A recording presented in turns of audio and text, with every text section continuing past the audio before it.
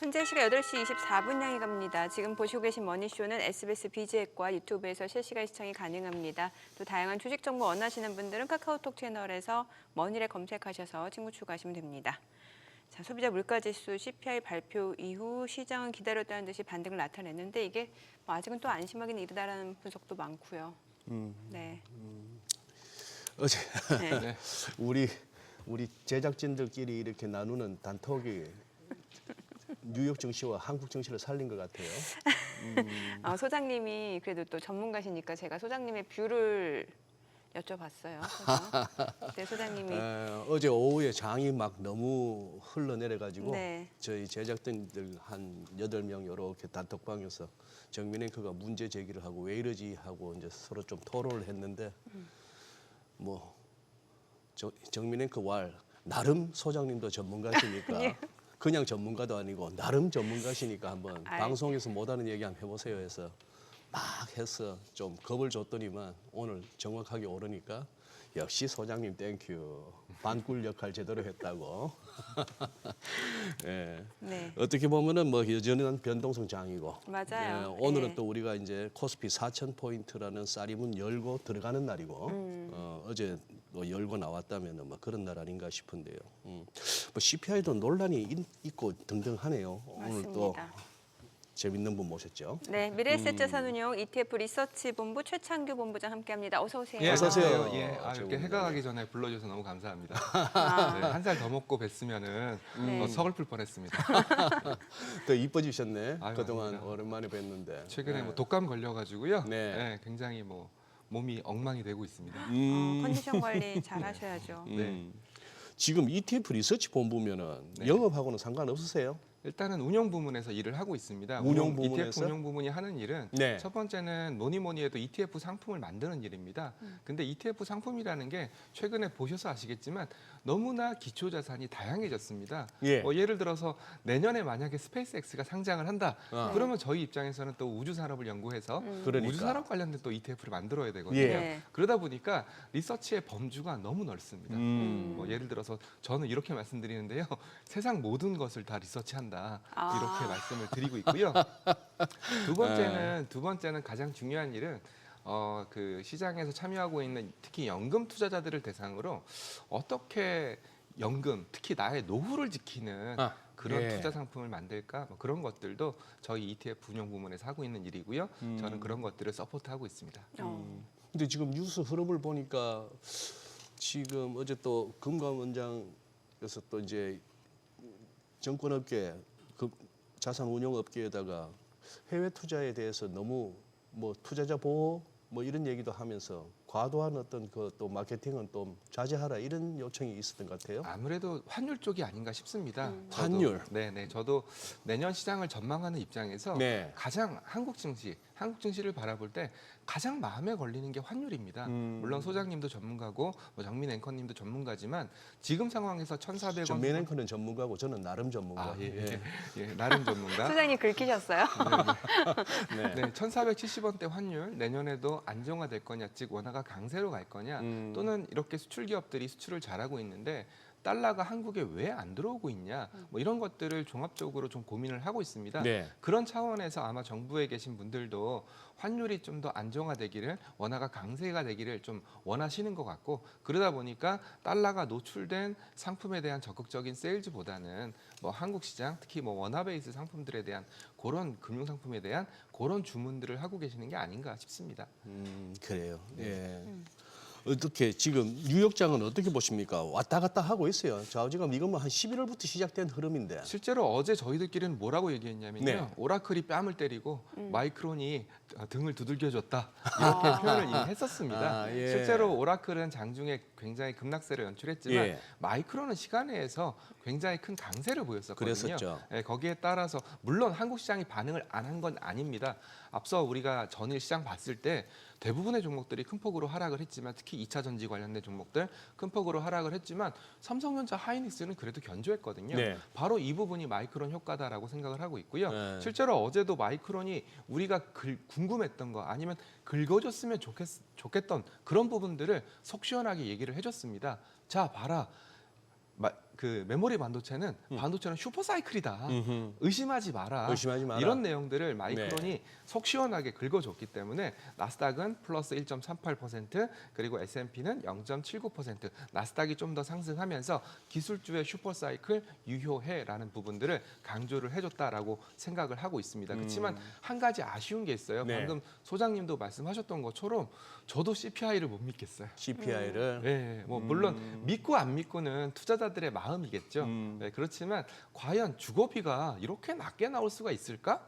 그리고 CPI 3 밑으로만 나와도 땡큐였는데 3 밑으로 한참 밑으로 나왔지 않습니까? 그래요. 과연 이게 맞을까? 그렇다면 트럼프가 원하는 금리 인하 사이클로 가기 위해서 예. 어떻게 본다면 데이터에 대한 좀 마사지 이런 것들이 들어가는 거 아닐까? 그런 생각들을 조금 해봤고요. 그리고 또 내일이 오늘 밤이겠죠. 미국도 동시 만기일입니다. 네. 오늘이 네네. 옵션 만기일이다. 동시 만기일. 근데 동시- 생각해 예, 보시면은요. 미국도 동시 만기일 때 굉장히 속 시끄러웠었어요.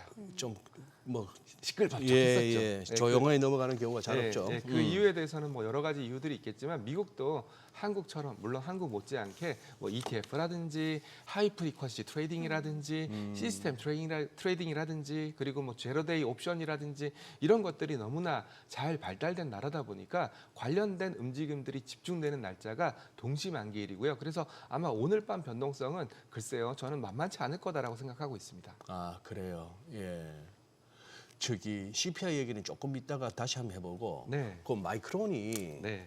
실적도 엄청나게 좋았을 뿐만 아니라 그 부분이 좀 크게 평가받는 것 같더라고요. 지금 우리가 그때그때 닥치는 대로 주문받고 만드는 게 아니고 지금 우리 고객들하고 장기 공급 계약을 맺었다. 네.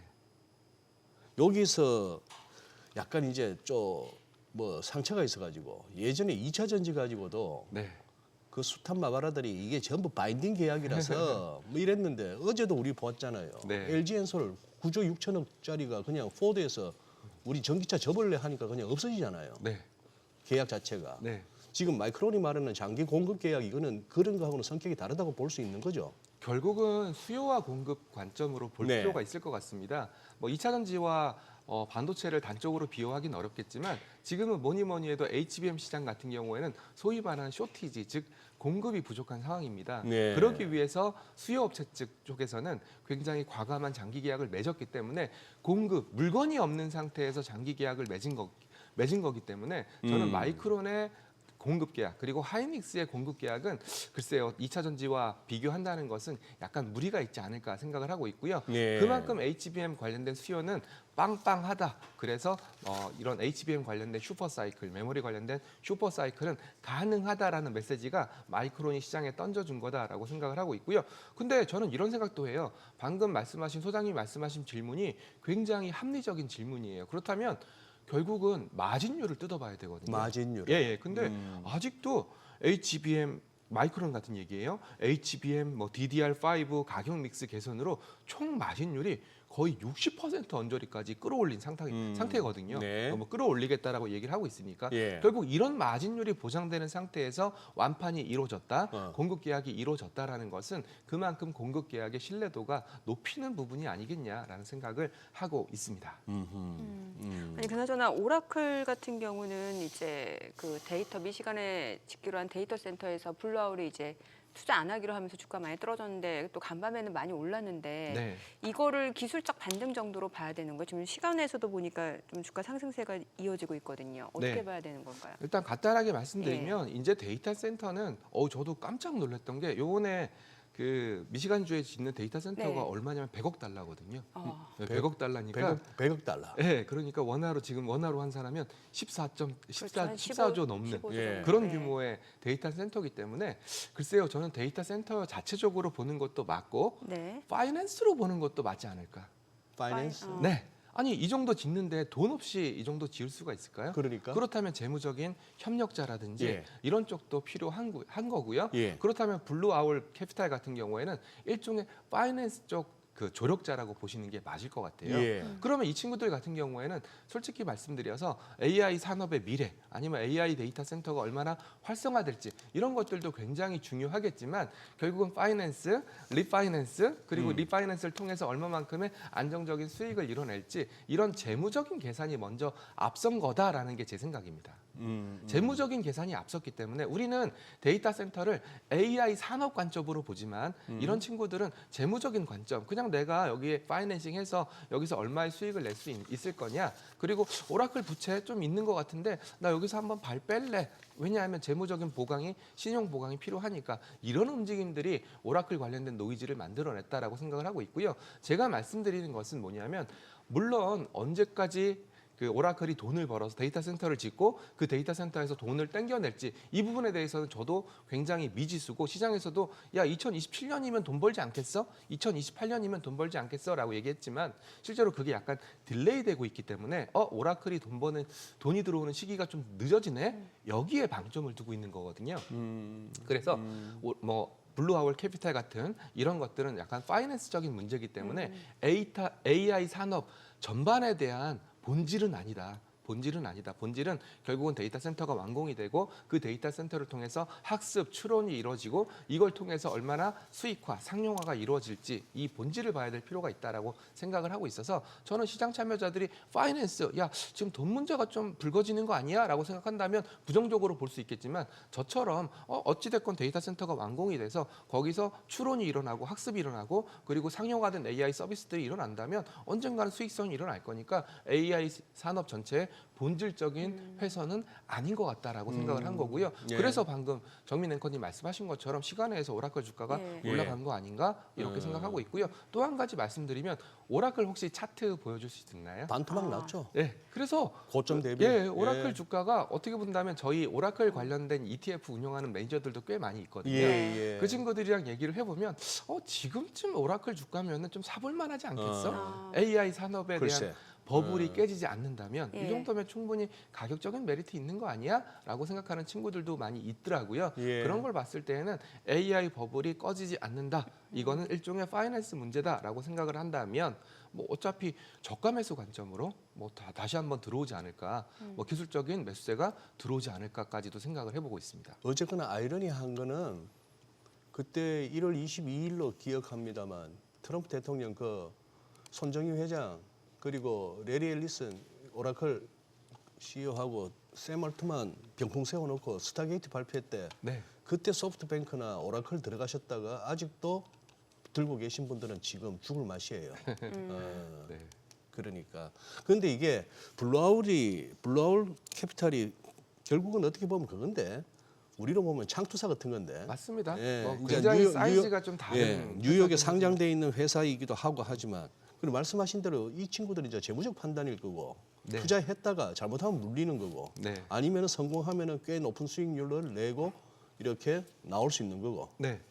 그런데 그러면은 여기가 자기들이 생각하기에 이게 돈이 안 될 수도 있다 내지는 아니면 또 다른 새로운 투자처가 있을 수도 있다. 아니면은 자기들이 자금이 조금 그게 있을 수도 있고. 그래 결국 오라클이 그다음 나오는 얘기가 블랙스톤 등 다른 파트너하고 협상 중이다. 그렇죠. 블랙스톤 같으면 블루아울하고 뭐 비교도 안 되는 그거니까 블랙스톤하고 협상이 된다는 얘기는 오라클의 문제가 아니다라고도 나중에는 얘기해 볼 수 있겠네요. 그렇죠. 블루아울의 재무적인 판단일 뿐이지. 그것도 있을 수가 있다. 그걸 갖고 너무 확대 재생산해서 AI 산업 자체가 봐라. 네. 이게 수익성 못 내니까 얘도 발 빼지 않냐라는 그런 논리로 갈 필요는 없다라고 생각합니다. 네, 그래요.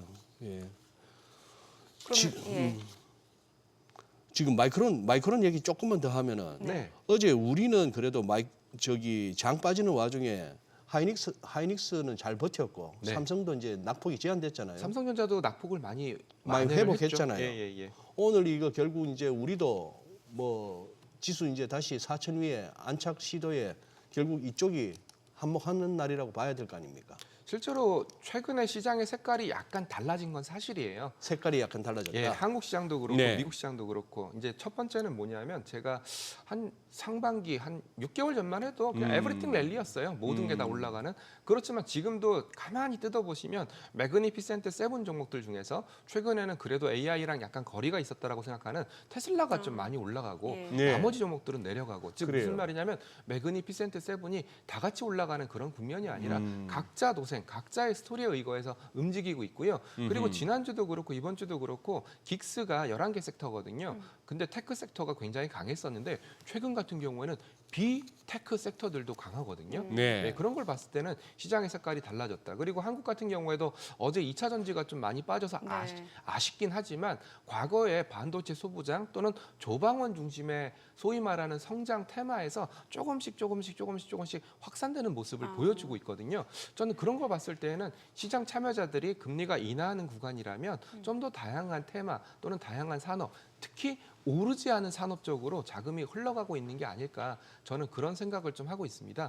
그래서 뭐 삼성전자, 하이닉스가 뭐 시가총액으로 따지면 코스피 200 같은 경우에는 40%가 넘거든요. 네. 코스피는 30%를 상회하고 있고요. 두 종목이 지수를 움직이는 건 맞지만 이제는 그 지수 움직이는 거와 별개로 내 종목 움직이는 것은 달라질 수 있다라는 생각을 할 필요가 있습니다. 네. 예. 지금 시장 색깔이 좀 달라진다는 말씀 주셨는데 네. 그러면 이게 미국에서도 보면은 빅테크 말고도 왜 소비재라든지 아니면 금융 쪽 이런 쪽 맞습니다. 움직임이 좋잖아요. 그럼 국내 맞습니다. 증시는 어떤 식으로 움직임이 더 나타나고 있다고 보시는 거예요? 결국은 사람들이 바라볼 때 이제 연말이니까 예. 4천 이상에서 끝날 거냐 이하에서 끝날 거냐 네. 이런 단순한 질문을 하겠고요. 예. 그리고 두 번째로는 내년에 어떤 테마가 뜰 거냐 어떤 예. 산업이 뜰 거냐 얘기를 할 거고요. 그리고 세 번째는 저희도 굉장히 고민을 많이 하고 있는데 내년에 말의 해더라고요. 말. 예, 말의 해니까 막 뛰어가는 그런 느낌이지 않습니까? 네네. 그래서 말의 해에는 또 어떤 말들이 뛰어나갈까? 적토마, 어떤 적토마가 뛰어나갈까? 이런 생각들을 좀 많이 하고 있습니다. 그래서 지수적인 측면에서 먼저 말씀을 드린다면 어찌됐건 HBM 특히 마이크론이 뭔가를 보여줬고 네. 그리고 마이크론이 뭐라고 얘기했냐면 2028년까지 HBM 시장 규모가 1,000억 달러 규모다. 뭐 이렇게 얘기를 했었기 때문에 HBM4로 뛰어들고 있는 삼성전자 그리고 HBM3를 완판한 하이닉스 같은 경우에는 뭐 지금 상황에서는 뭐 걱정할 게 크게 없다. 그래서 그걸 토대로 말씀드리면 4,000포인트 이상에서 끝날 가능성은 매우 높다. 이렇게 좀 판단을 하고 있고요. 그리고 네. 방금 말씀드렸던 것처럼 이제 반도체 소부장 그리고 뭐 조방원 이게 전부냐? 글쎄요, 저는 그게 전부가 아니다라고 생각을 하고 있습니다. 이 외의 산업 또 우리가 주목하지 못했던 산업 쪽에서 내년에는 좀 각광을 받을 수가 있고 특히나 국민성장펀드 그리고 네.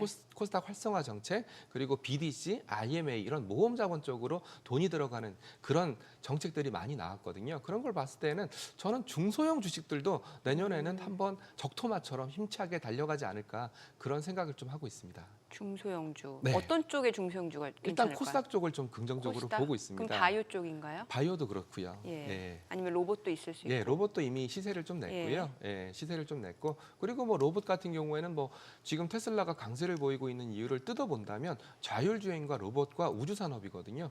테슬라는 그 세 가지를 전부 다 갖고 있기 때문에 이 세 가지 테마는 내년에도 좀 주목을 해봐야 되지 않을까라는 생각까지 하고 있습니다. 예. 적토마가 주인이 2명이었잖아요. 여포하고 관우. 네. 내년에는 누가 올라탈까요? 일단 여포가 열심히 달려주고요. 예, 열심히 달려주고요. 그리고 장렬하게 전사하면 관우가 또 갈아타는 일종의 순환매 장세가 되지 않을까 생각합니다. 순환마겠네요. 순환마. 순환마. 네. 순환마. 네. 그러네요. 내년에 말의 해구나. 네. 아니 지금 우리 시청자분께서 이렇게 올린 글을 보다 보니까 갑자기 또 상기되네요. 이 오라클이 저 틱톡 인수하는 데 있어서 주도적 역할을 하고 있잖아요. 네. 그러고 보면 트럼프 대통령하고 이 오라클 이 레리 앨리슨하고 아유, 뭐 절친이죠. 절친인가 보네. 네네네. 그 틱톡 인수를 갖다 또 여기다 맡긴 거 보면은 네네네. 어차피 여기도 돈이 들 텐데. 네, 심지어 그래서 돈 없어 그냥 빚낸다고 오라클 보고 막 이렇게 쌍심지를 돋우고 있잖아요. 월가에서. 되게 좋은 말씀 주셨는데요. 네. 제가 이제 최근에 방송을 하면서 내년에 핵심으로 꼽고 있는 게 IPO입니다. IPO. 네. 결국은 스페이스X, 그러니까 유니콘이라고 부르죠. 유니콘 혹시 1등부터 5등까지 누군지 아실까요? 전 세계적으로? 전 세계적인 글로벌 유니콘 1등. 글로벌 유니콘. 네, 아직 비상장된 회사들 중에서 스페이스X 아닌가? 스페이스X, 2등이 오픈 AI, 오픈 AI. 예, 그리고 3등이 엔트로픽, 엔트로피. 예, 그리고 4등이 바이트댄스, 틱톡. 아하. 예. 그리고 5등이 그리고 그 엔트그룹. 엔트. 엔트그룹. 네, 중국에, 알리페이, 중국에. 알리페이. 고고고. 예. 예. 일단은 뭐 이 중에서 앞서 제가 방송 대기하면서 잠깐 봤는데요. 오픈 AI도 좀 최근에 돈이 많이 모자르지 않습니까? 네. 그래서 투자를 받는다. 예. 얼마 정도의 밸류에이션으로 투자를 받는다 얘기를 하고 있고요. 방금 또 틱톡 말씀하셨으니까 뭐 바이트 댄스 만약에 뭐 매각이 된다든지 그런다면 충분히 IPO도 생각해 볼 수 있는 그런 해거든요. 그렇다면 내년에는 스페이스 X를 필두로 해서 빅 IPO의 해가 되지 않을까. 저는 그런 생각까지 해보고 있거든요. 빅 IPO. 예, 그렇다면 IPO가 두 가지적인 측면으로 볼 수가 있습니다. 첫 번째는 IPO라는 것은 우리가 기존에 상장된 기업들 중에서 예. 어떤 갖추지 못했던 새로운 산업이 들어오는 게 IPO가 될 수가 있겠고요. 뭐 우주 산업 같은 네네. 경우. 그리고 또 트럼프 미디어가 최근에 또 합병 발표를 했는데 네. 핵융합 기업이랑 합병 발표를 했거든요. 글쎄. 예. 그럼 핵융합이라는 것이 우리가 아이언맨 영화에서 봤던 거거든요. 아이언맨 가슴에 달고 네네. 있는 게 핵융합 기술이거든요. 즉 공상과학 영화에서 나왔던 게 상용화돼서 상장까지 이루어진다. 이렇게 볼 수 있는 거거든요. 그렇다면 내년에는 빅 IPO를 통해서 우리가 몰랐던 새로운 산업들이 상장돼서 거래할 수 있게 되는 거고요. 두 번째 측면으로 따진다면은 자금이 빨리겠죠. 그쪽으로 쏠릴 수 있다는 자금이 거죠. 빨리겠죠. 뭐 바깥에서 들어온 돈이 아니면 기존에 들고 있던 거 털고 들어가야 될 거 그렇습니다. 아닙니까? 예, 예. 만약에 저도 저한테 예. 뭐 이런 비유는 안 되겠지만 삼성전자 하이닉스 팔고 스페이스 X 가질래? 그러면 갖고 싶어요. 네, 언젠가 우리도 화성에서 사는 그런 날이 올 수도 있으니까. 예. 네, 그렇다면 빅 머니 무브가 내년에 일어나지 않을까.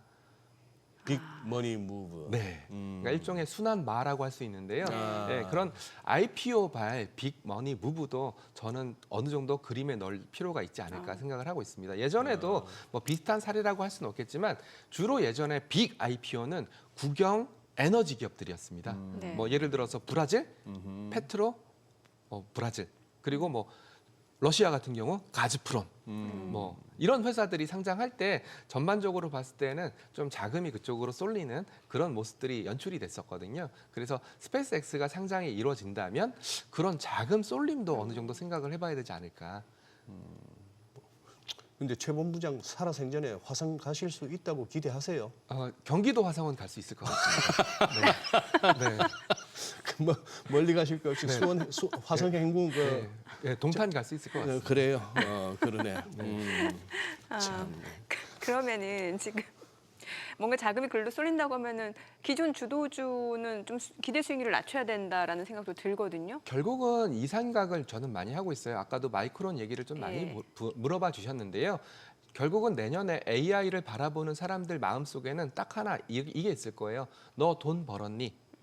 얼마나 벌었니? 글쎄. AI를 바라보는 사람들 네, 앞에서는 이제는 오라클도 마찬가지지 않습니까? 데이터 센터가 지연이 되면 오라클의 수익성이 늦어지는 거고요. 그렇죠. 오라클의 수익성이 늦어지면 돈이 들어오는 시기가 늦어지기 때문에 사람들이 오라클에 대해서 의심을 갖는 거거든요. 네. 마이크론에 대해서 의심을 갖지 않는 것은 이미 나 돈 많이 벌고 있어. 많이 벌고 있고 더 많이 벌 수 있어라는 얘기를 계속 시장에 던져주기 때문에 그런 거거든요. 만약에 내년에 스페이스 X발 빅 머니 무브가 일어난다면 네네. 그때부터는 옥석 가리기가 일어날 거예요. AI 산업에 있는 친구들 중에서 돈을 벌고 있는 친구들은 오케이, 너희들은 괜찮아라고 얘기를 하겠지만 그때까지도 돈을 못 벌고 있는 AI 산업에 있는 친구들한테는 글쎄 너 약간 위험한 거 아니야? 라는 그런 퀘스천 마크를 던질 가능성이 높지 않을까? 그렇게 생각을 하고 있습니다. 그래서 저는 이 시간이 뭐 단장 마이크론 얘기를 하자는 시간은 아닌 것 같고요. 2026년 그리고 연말이다 보니까 2026년에 어떻게 머니 플랜 또는 뭐 투자 플랜을 짜느냐가 중요하다라고 생각한다면 네. 이런 것들도 좀 계산에 넣으실 필요가 있지 않을까 생각합니다. 그리고 어제 우리 좀 지수에 좀 충격이 오는 데는 이 2차 전지 쪽도 좀 나름 컸어요. 네. 예. 뭐 악재라면 악재랄 것도 떴고 네. 포드 관련한 지금 여기 오늘 시장 분위기가 조금 이렇게 개선되면은 이쪽도 조금 이제 하락이 멈추면서 좀 반등 시도 가능할까요? 아니면 추가 모멘텀이 필요할까요? 저희가 이제 2차 전지 관련된 ETF들이 굉장히 많아요. 그러다 보니까 2차 많겠죠. 전지는 굉장히 리서치를 많이 하고 있고 네.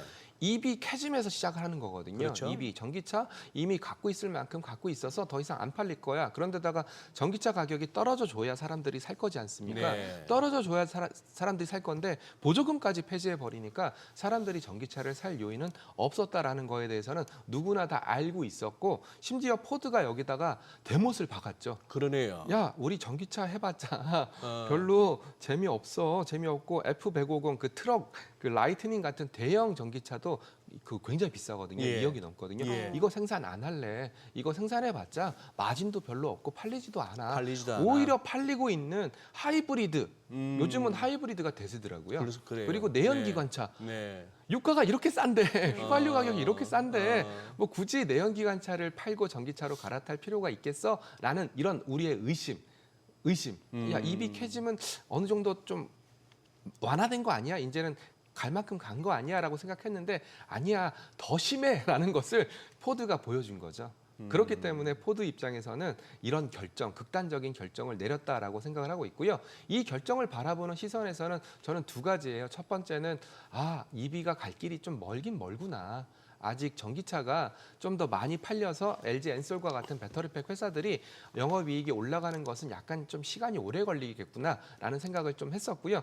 두 번째는 분명히 LG 엔솔 입장에서는 이번에 그 9조 6천억 달러죠. 그게 빵꾸가 난 건 사실이에요. 그러면 그 매출 빵꾸를 메꾸기 위해서 무언가 수익 다변화라든지 아니면 포트폴리오 다변화를 할 가능성이 높고 그렇다면 당연히 ESS 쪽으로 갈 가능성이 높다라고 저는 보고 있습니다. 네. 그렇다면 한번 맞아야 될 매를 맞았고 그리고 이 매로 말미암아서 우리의 전기차 포트폴리오를 그러니까 배터리팩 포트폴리오를 좀 더 빠르게 ESS 쪽으로 가지 않겠냐. 실제로 포드도 그런 얘기를 했었거든요. ESS 얘기를 했었기 때문에 그리고 또 미국에서 NDAA라고 해서 주권 수호 법안인가요? 그게 발의가 됐거든요. 네. 예, 그래서 아마 차이나 엔트리 컴퍼니에서 나오는 그런 상품들 중에서 배터리 이런 것들은 아마 수입을 못할 가능성이 굉장히 높아졌습니다. 그 법안이 통과가 된다면요. 그래요? 그렇다면 한국에 있는 배터리 밸류 체인의 입장에서는 중국산 배터리가 못 들어가는 그런 빈자리를 채울 수 있기 때문에 결국은 한 번 맞을 매다 이렇게 생각을 하고 있고요. 이 매로 말미암아 빨리 포트폴리오를 바꾸고 ESS로 바꾸고 그런 전환을 좀 더 가속화할 가능성이 높기 때문에 저는 뭐 주가 하락은 좀 아쉽지만 어느 정도 맞을 매를 맞았다라고 판단하고 있습니다. 예. 네. 자, 지금 시각 8시 51분 향해 갑니다. 오늘 양시장 호가 상황 좀 체크해 보겠습니다. 먼저 코스피 예상 7지수부터 확인해 볼게요. 오늘 코스피는 0.58% 상승 출발 예상되고 있습니다. 지금 4,017로 집계가 되고 있고요. 4,009. 그리고 코스닥은 강보합권 예상됩니다. 902고요. 시가총액 상위 종목 예상가 보겠습니다. 삼성전자 오늘 0.9% 하락 출발 예상됩니다. 지금 호가는 10만 6,600원, SK하이닉스가 1.8% 상승 예상되고요. 지금 호가는 56만 3천 원. LG 에너지솔루션 지금 예상 체결가 37만 7천 원입니다. 어제 2차 전지 관련주 좀 계속해서 살펴봤다시피 좀 많이 떨어지는 모습이었는데 오늘 호가에서 지금 보합권 예상되고 있고요. 삼성 바이오로직스가 오늘 2% 상승 예상됩니다. 호가는 177만 3천 원. 삼성전자 우선주도 상승 출발 예상되고 있고요. 현대차도 0.5% 오름세가 예상됩니다. 지금 호가는 28만 4천 원. HD현대중공업, 두산에너빌리티 보합권 예상되고요. KB금융이 12만 4,500원 호가 집계되고 있고 기아도 지금 상승 출발 예상됩니다. 예상 체결가 12만 1,400원으로 나타나고 있습니다. 코스닥 시가총액 상위 종목 예상가도 보겠습니다. 알테오젠 약보합 출발 예상되고 있고요. 에코프로비엠, 에코프로 오늘 좀 상승 예상됩니다. 호가는 15만 4,700원, 9만 9,900원. ABL바이오 보합 예상되고요. 레인보로보틱스 호가는 43만 6천 원, 그리고 리가캠바이오가 0.7% 상승 예상되고 지금 호가는 16만 8,300원. 코오롱티슈진, HLB 모두 상승 예상되고 있고요. 팩트론 예상 체결가 23만 9천 원, 삼천당제약은 보합 예상되고 있습니다. 자, 오늘 개장까지 한 7분여가량 남았는데 일단 오늘 양시장 지금 호가 분위기는 그래도 괜찮습니다, 지금. 근데 오늘 또 변동성이 커질 수도 있는 상황이라서요. 네. 오늘 또 BOJ도 있고. 근데 야간 선물에 비해서 호가가 왜 저렇게 약하죠? 또 뭐 사고 싶은 세력이 있나 보다. 사고 싶은 세력이 있어가지고 오늘 별로 안 셀 거니까 대충 먹고 던지세요. 내가 낼름 받아갈게요 하는 선수들이 좀 있나 싶기도 하고. 저거보다 아마 더 적어도 한 60포인트 정도는 일단 찍고 시작하는 거 아닌가 싶었는데 일단은 약하네요. 이따 한번 보시죠 뭐. 저기 오늘 또 다들 또 이제 나름대로 또 주목하는 이슈가 또 BOJ입니다. BOJ죠. 근데 어떻게 최 본부장께서는 이거 뭔가 한 방이 있을 것 같아요? 아니면 그냥 또 소문난 잔치? 네, 소문난 잔치예요. 소문난 잔치? 네, 최근에 이제 저희가 굉장히 리서치를 많이 하고 있는 게 두 가지가 있는데요. 네. 첫 번째는 일본 국채입니다. 일본 국채. 네, 최근에 일본 특히 장기채가 한국도 마찬가지지만 네. 장기채 금리가 굉장히 많이 올라왔어요. 네. 네, 맞아요. 네, 장기채 금리가 굉장히 많이 올랐기 때문에 결국은 과거에는 그랬죠. 일본에서 저금리로 자금을 조달해서 그 돈 갖고 뭐 미국 장기채를 산다든지 네. 그게 소위 말하는 엔케이리 트레이드였지 않습니까? 네. 네, 그런 것들이 이루어졌었는데 지금은 오히려 일본 장기채가 굉장히 매력적인 수준까지 금리가 올라왔기 때문에 거꾸로 엔캐리 그런 얘기들을 좀 많이 하고 있고요. 이게 첫 번째 저희가 리서치를 하고 있는 부분이고요. 두 번째는 결국은 일본이 금리를 올리게 된다면 원화에도 네. 어느 정도 좀 긍정적이지 않을까. 왜냐하면 엔화가 워낙 약세로 가면서 원화가 동반 약세가 된 것도 일부 있었다라고 사람들이 많이 분석을 하니까 그 두 가지 관점으로 좀 많이 보고 있습니다. 그래서 최근에 일본 30년물 국채 수익률 보면 3.379예요. 네, 3.379고요. 저 이런 가정을 하나 해드릴게요. 만약에 우리가 원화를 가지고 저 일본 국채에 투자를 하고 그리고 원화 해지를 하게 되면 수익률이 얼마 나올 것 같으세요, 소장님? 저걸로 네, 우리가 아무래도 일본보다 지금 금리가 높지 않습니까? 높죠. 네. 그러면 해지를 하게 되면 해지 비용을 받습니다. 네, 그 금리 차이만큼. 그럼 해지 비용이 단순히 금리 차 계산한다면 지금 오늘 일본이 금리를 올려도 0.75 그리고 뭐 우리가 그래도 이거보다 높으니까 한 금리 차에서 한 2% 정도에다가 3.379로 더해버리면 5%거든요. 네, 5% 정도. 5% 정도는 먹을 수 있다. 네, 그 정도가 지금 환해지를 들어가면 네, 환해지를 들어가 버리면 그러니까 굉장히 매력적인 수준의 투자 포인트가 되고 있다라는 그런 스터디를 좀 하고 있어요. 그런 얘기를 좀 거꾸로 얘기해 보면 일본이 금리를 좀 가파르게 올려버리면 오히려 갖고 있던 자금들을 일본에 투입하는 엔캐리 트레이드의 청산 이런 것들도 예상을 할 수가 있기 때문에 일단은 가파르게 금리를 올리게 되면 시장적인 측면에서는 굉장히 부담스러운 것은 사실이에요. 물론 엔캐리 트레이드 자금이 얼마만큼 있냐 그리고 이 자금이 어떤 속성이냐 그리고 이 자금이 청산을 할 거냐 안 할 거냐 이런 것들은 굉장히 퀘스천 마크지만 일단은 일본이 가파르게 금리를 올리게 된다면 원화 환율 입장에서는 좀 감사하긴 하겠지만 글로벌 자금 입장에서는 글쎄요 그렇게 썩 좋은 건 아니다 이렇게 생각을 하고 있어서 뭐니 해도 오늘 아마 저도 한번 0.75 정도로 올릴 것 같고 네. 우에다 총재의 코멘트가 좀 더 중요하지 않겠냐. 연속적으로 올릴 겁니다. 앞으로 계속 올릴 겁니다. 뭐 이런 코멘트가 나와준다면 네. 그래야지만 시장에 영향을 주지. 그런 코멘트가 없다면 글쎄요 시장에 큰 영향을 주진 않을 것 같다라는 생각을 하고 있습니다. 지금 저 화면에 계속 나오고 있습니다만 네. 일본 JGB 30년물 수익률이 우리 국고 30년보다 더 높네. 이거 말도 안 되는. 깜짝 놀라셨죠. 네. 어떻게 본다면은 과거에 우리가 옛날에 경제학을 배울 때 그래도 글로벌 안전자산 그러면은 뭐 골드 지금도 예, 골드 예. 얘기하지만 달러 채권 그리고 엔화 채권도 안전자산 중에 예, 하나였지 않습니까? 예. 그런 거 생각하시면 아마 깜짝 놀라셨을 거예요. 이 얘기는 하는 입장에서는 예를 들어서 일본 30년물 국채 수익률하고 한국 30년물 국채 수익률을 비교해 보니 지금 일본이 수익률이 국채 금리가 더 높다. 하는 입장에서 금리 인하를 하기가 힘드네. 예, 맞습니다. 그것도 아마 네. 하나의 이유가 아닐까 싶습니다. 예, 그러네요. 네. 그래서 여러 가지가 예, 겹치는구나. 예, 그래서 그 얘기를 좀 드리고 싶었었어요. 실제로 미국 장기채, 일본 장기채 금리에 대해서는 사람들이 잘 모르시는 부분들이 좀 많이 계셔가지고요. 예,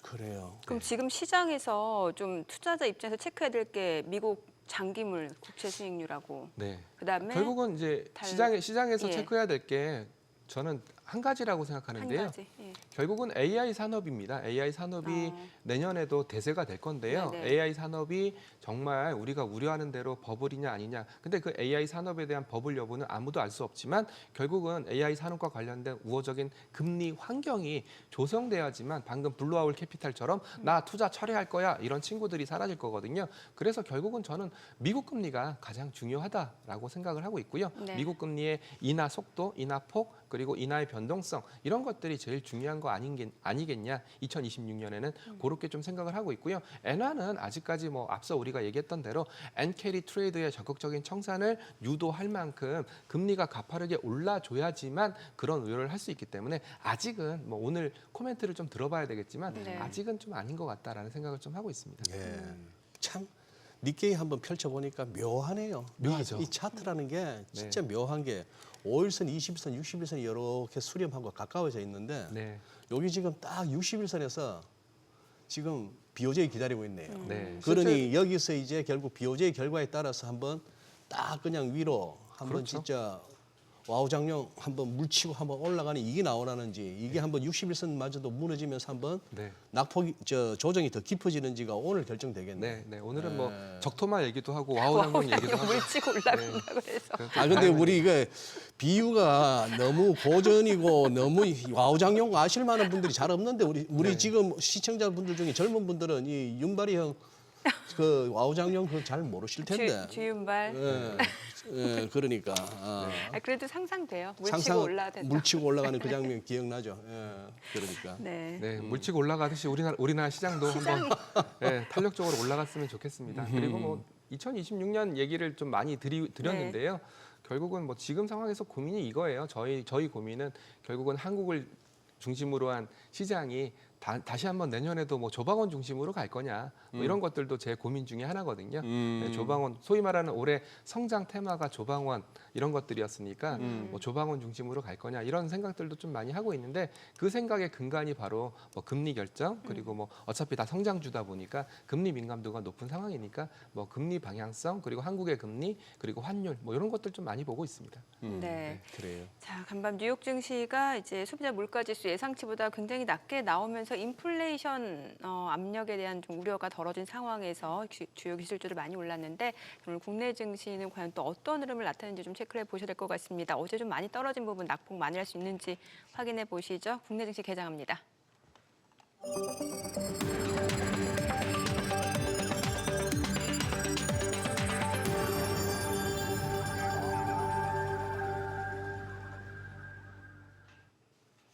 네, 12월 19일 금요일 국내 증시 개장했습니다. 최근에 증시 변동성 굉장히 큰 모습입니다.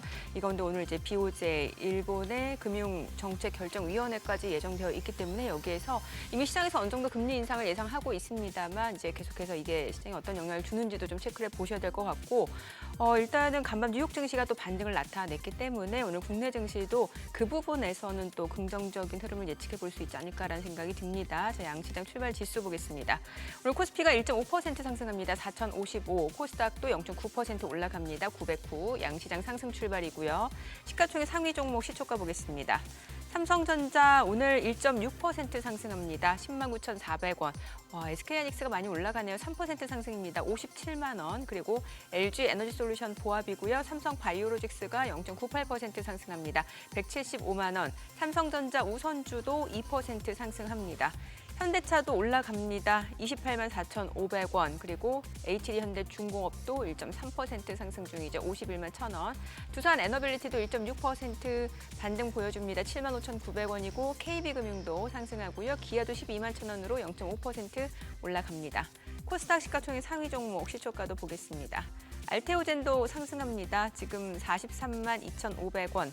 에코프로비엠도 지금 0.3%, 0.5% 올라갑니다. 15만 4,700원. 에코프로도 오름세죠. 9만 9,000원. ABL바이오는 좀 떨어집니다. 18만 5,100원이고 레인보로보틱스가 1% 상승합니다. 44만 원. 그리고 리가캠바이오는 좀 떨어집니다. 16만 6,000원. 코오롱티슈진이 1.2% 올라가고요. HLB 보합이고 펩트론이 1.4% 하락 중이고 삼천당제약 보합이죠. 자, 오늘 시장에서 특징을 보여주고 있는 섹터 종목들 좀 체크해 보도록 하겠습니다. 오늘 보시다시피 이제 뭐 삼성전자, SK하이닉스를 필두로 해서 대형 반도체 관련 종목들이 많이 올라가고 있는데 자, 오늘장 보게 되면은 지금 핵 융합 에너지 쪽 움직임 그리고 스페이스X 관련 쪽 움직임, 우주항공 쪽 움직임 좋습니다. 지금 핵 융합 에너지 쪽에서는 보시다시피 다운시스 비트로테크 지금 강세 흐름 보여주고 있고 모비스도 9% 급등 중이고요. 비트로 넥스텍도 6% 강세입니다. SFA 또 올라가고요. 고려제강도 1.98% 상승세고 일진파워가 12% 급등합니다. 오늘 핵융합 에너지 관련 종목들이 많이 올라가고요. 스페이스X 우주항공 쪽도 움직임 좋습니다. 체노코가 지금 8.4% 강세 16,660원 그리고 스피어 4.7% 올라가고요. 컨택도 3% 강세입니다. 그리고 캔코아 에어로스페이스도 4.8% 올라가고요. 세트레가이도 3.6%, 이노스페이스도 2.7% 상승세입니다.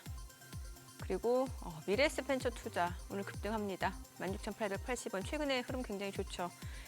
자, 그리고 아무래도 이제 창투사 쪽에서 미래에셋 벤처 투자뿐만 아니라 스톤브릿지 벤처스도 3.9% 강세고 나우아이비, DSC 인베스트먼트도 올라갑니다. 오늘 창투사 흐름 대부분 종목들이 강세를 보여주고 있는 모습이고 손해보험 쪽도 좋습니다. 현대해상, 하나손해보험, 그리고 서울보증보험, 흥국화재 각각 3%, 2% 강세 흐름 보여주고 있습니다. 수급 상황 체크하겠습니다. 오늘 마켓컬리주도 올라가네요. 수급 상황 오늘 유가증권 시장에서는 개인과 외국인 지금 93억 원, 102억 원 매도 우위고요. 기관이 202억 원 순매수를 나타내고 있습니다. 그리고 코스닥에서는 개인 투자자가 801억 원 매수 우위, 외국인과 기관은 각각 631억 원, 151억 원 순매도를 나타내고 있습니다. 외국인 지금 선물에서 1,300개약 넘게 순매수 보여주고 있고요. 환율 체크하겠습니다. 달러 원 환율입니다. 오늘 2원 80전 하락한 1,475원 50전에 개장이 됐습니다. 자, 시장은 상승하고 있는 모습이고 확실히 시장 색깔이 약간 바뀌는 느낌이 있네요. 색깔이 네. 어떻게 바뀐 거죠? 그러니까 대형 반도체 저희 계속 얘기했잖아요. 저한테 일부러. 예. 그리고 뭐 아까 뭐 네. 핵융합 관련된 네, 얘기는 핵융합, 예. 트럼프 미디어에서 그 핵융합 기업을 예. 그 합병해서 음. 최초에 상장된 핵융합 기업이 되겠다. 네. 이런 얘기를 했기 때문에 네. 아마 그래서 핵융합 관련된 맞아요. 테마들이 뜨고 있다라고 보여집니다. 테마들이 뜨고 아까 있다. 그 아이언맨에서 이거 네네네, 설명 네, 주셨잖아요. 맞습니다. 예. 그 아이언맨 가슴에 있는 그 붉은빛 나는 그 예. 연구 동력 장치 그게 바로 핵융합 핵융합, 장치입니다. 예. 핵융합 장치. 예. 그래요. 어쨌거나 장이 오르니까 우리 인이어에서 들려오는 소리가 참 활기차죠, 그죠? 부조 분위기 좋네요. 네. 그러니까 어쨌거나 장은 오르고 볼 일이야, 장을 오르고 볼래. 그죠? 네. 장 맛이 좋아야. 그러니까. 그런데 시장 좀 난이도는 굉장히 높아진 맞아요, 느낌이에요. 맞아요. 예, 이게 시장이 좋다고 해서 내 계좌 수익률이 꼭 좋다라고 볼 수는 없거든요.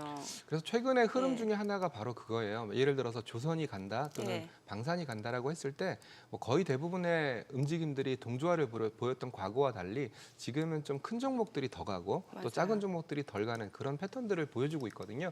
근데 이거는 미국도 좀 마찬가지지 않나라는 생각을 좀 하고 있어요. 결국은 요즘 투자 트렌드 자체가 좀 묶어서 투자하는 특히 뭐 ETF라든지 이런 걸 통해서 묶어서 투자하는 트렌드다 보니까 그 묶어서 투자하는 트렌드 중에서 좀 보통 시가총액 방식으로 많이 구성을 하거든요. 그렇기 때문에 좀 큰 종목들은 많이 들어가고 작은 종목들은 조금 들어가는 그런 움직임들 때문에 그래서 좀 내가 갖고 있는 종목들 아무래도 내가 갖고 있는 종목들은 큰 종목보다는 작은 종목을 선호하시는 경우가 많거든요. 네. 뭐 그런 의미에서 본다면 그런 차별화 움직임도 뭐 투자 트렌드가 바뀌었다. 뭐 그런 영향으로 해석을 하셔도 좋을 것 같습니다.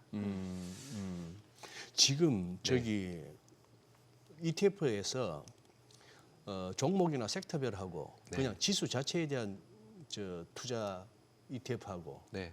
우리 개인 투자분들 어느 쪽을 그래도 많이들 가세요? 최근에 이제 금융감독원에서 네. 연금에서 ETF 많이 하고 계시지 연금에서, 않습니까? 네네.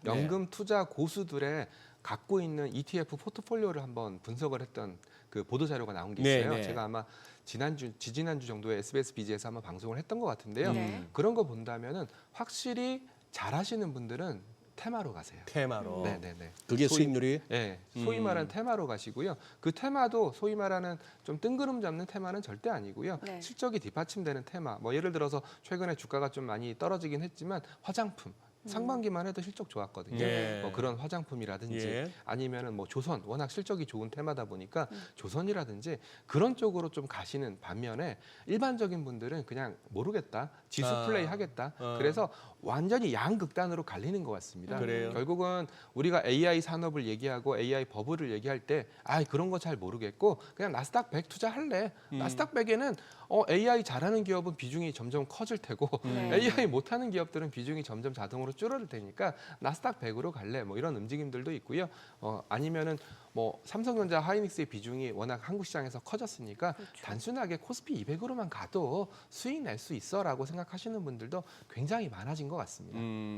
그래요. 네, 전반적으로 시총 상위 종목들도 지금 음봉이 좀 음봉인데 동양고속이 마침내 윗거리가 달렸네요. 네. 어제 하루 거래 정지였는지 어제 쉬더니만. 네. 또, 최근에 특징 중에 하나가 또 투자주의, 투자 경고 이런 종목들도 굉장히 많이 글쎄. 뜨더라고요. 네. 참고로 투자주의, 투자 경고는 좀 작은 종목들에서 작은 많이 종목들, 걸리는데요. 그렇죠. 최근에는 뭐 SK하이닉스도 삼성화재도 걸렸었고 네. 뭐 삼성화재도 삼성화재도 걸렸었고 주가 급등했었거든요. 네, SK 맞아요. 하이닉스도 걸렸었고 뭐 그런 좀 움직임들이 굉장히 말씀하신 것처럼 변동성이 크다라는 것을 그런 걸 통해서 좀 간접적으로 알 수가 있을 것 같습니다. 아니 지금 미래에셋 자산운용에 계신 지금 최 본부장한테 여쭙기는 좀 뭐한 질문인데 네. 이 증권주 어떡할까요? 증권주 내지는 무슨 뭐 전반적인 증권 금융주, 네. 은행주까지. 일단은 세 가지로 보실 필요가 있습니다. 첫 번째는 뭐냐면 배당소득 분리과세예요. 저는 이 부분을 굉장히 크게 보거든요. 배당소득 분리과세를 하게 되면 결국은 기업 입장에서도 배당을 늘려서 투자자들을 유인할 필요가 있고요. 네. 그리고 또 투자자들 입장에서도 이왕 투자한다면 네. 배당소득 분리과세가 되는 종목을 투자해서 분리과세 신청하는 게 낫지 않겠냐라는 생각을 할 거고요. 거기에 딱 해당되는 기업이 증권주입니다. 어허. 배당소득 분리과세가 모든 종목에 다 해당되는 게 아니거든요. 요건이 맞아야 되는데 그 요건에 맞는 종목이 증권주고요.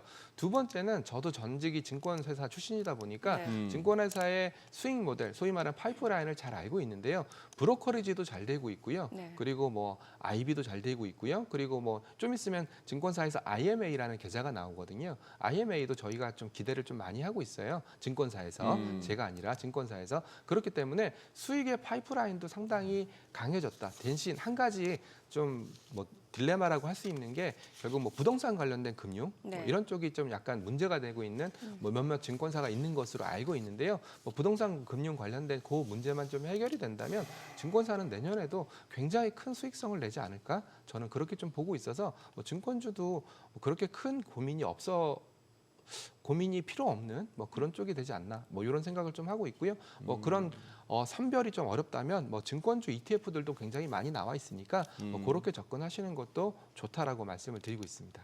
네, 일찍이부터는 최창규 본부장의 그 순발력은 내가 일찍이부터 인정해 왔지만 네. 오늘 새삼스럽게 느끼네요. 네. 하다못해 재미나이도 엔터 누르고 나서 몇 초는 걸리는데 네. 내 질문이 끝나기도 전에 답이 나오네. 아 그런가요? 워낙 뭐 같이 오래 방송을 하다 보니까 어떤 생각을 갖고 어째 계시는지. 모르는 것도 없고 저렇게 그렇죠. 말도 구력 안 실력 다 꼬이고 엄청나시죠. 예. 막힐 만한 질문을 하나는 하고 보내드려야 되는데 뭐 비트코인 이런 건 저도 잘 모르겠더라고요.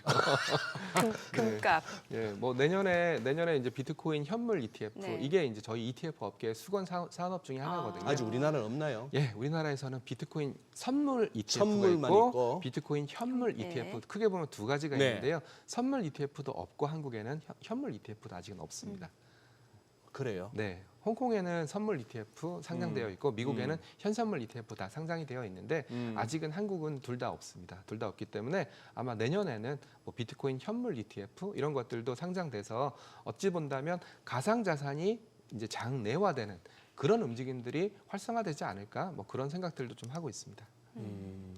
금값은 어때요? 지금 계속해서 흐름이 굉장히 좋고 은도 마찬가지잖아요. 내년에는 어떨까요? 일단은 금과 은은 솔직히 좀 나눠서 생각을 하셔야 될 것 나눠서. 같아요. 예. 금 같은 경우에는 워낙 귀한 자산이고 그리고 또 어떻게 본다면 그 투자 자산 개념으로 사람들이 인식을 하다 보니까 금을 모아요. 네. 무슨 말이냐면 금을 재활용하거든요. 소위 말하는 도시광산 이런 얘기 들어보셨죠? 네. 그게 다 금에 해당되는 건데 네. 은 같은 경우에는 산업재로서의 속성이 좀 강하다 보니까 은은 그리고 또 가격이 비싸지 않다 보니까 은은 재회수하는 그런 그 회수율이 굉장히 떨어졌어요. 근데 똑같이 금과 은이 채굴량이 제한되다 보니까 네. 그나마 회수량이 적은 은 가격이 최근에 좀 많이 올라가고 있는 거고요. 그래서 개인적으로는 지금 상황에 또 그런데다가 은은 산업재로 많이 쓰이고 촉매로 많이 쓰이거든요.